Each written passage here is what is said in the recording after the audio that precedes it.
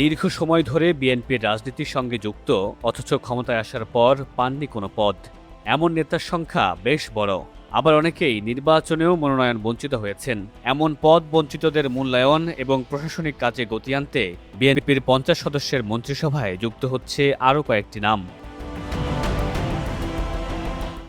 পদ বঞ্চিতদের তালিকায় সবার আগে আসে বিএনপির স্থায়ী কমিটির সদস্য গয়েশ্বরচন্দ্র রায় এবং আমানুল্লাহ আমানের নাম। তবে ব্যক্তিগত ইমেজের কারণে বর্ধিত মন্ত্রিসভায় এই দুই নেতাকে রাখার সম্ভাবনা নেই বললেই চলে। আলোচনায় আছেন চট্টগ্রাম ৮ আসনের সংসদ সদস্য এরশাদুল্লাহ, পটুয়াখালী ৪ আসনের সংসদ সদস্য এবিএম মোশাররফ হোসেন এবং নোয়াখালী ৩ আসনের সংসদ সদস্য বিএনপির ভাইস চেয়ারম্যান বরকতুল্লাহ বুলু।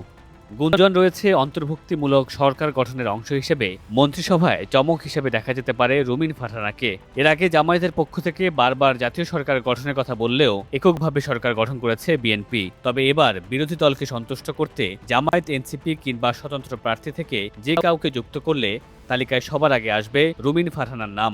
অন্যদিকে বিএনপির শরিক দল বিজেপির চেয়ারম্যান আন্দালিব রহমান পার্থকে এখন পর্যন্ত কোনো পদে দেখা যায়নি। তাই নতুন করে মন্ত্রিসভার আকার বাড়ার খবরে আলোচনায় উঠে এসেছে এই জনপ্রিয় নেতা।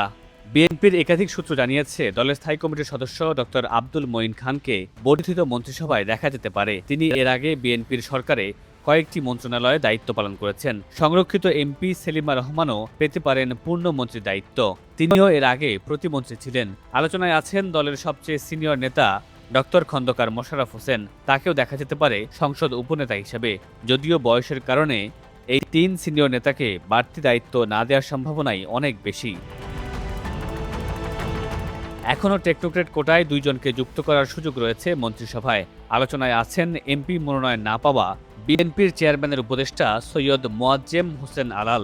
দলের দুঃসময়ে গুরুত্বপূর্ণ ভূমিকা রাখা এই নেতাকে এখন পর্যন্ত বিএনপির কোনো পদে দেখা যায়নি, তাই তাকে ঘিরে আলোচনা সবচেয়ে বেশি। একইভাবে আলোচনায় আছেন বিএনপির ভাইস চেয়ারম্যান শামসুজ্জামান দুদু। বিএনপির আরেক ত্যাগী নেতা হাবিবুন নবী খান সোহেলও পদ বঞ্চিতদের একজন। এছাড়া মিডিয়া সেলের আহ্বায়ক ডক্টর মওদুদ হোসেন আলমগীর পাভেল হতে পারেন প্রতিমন্ত্রী।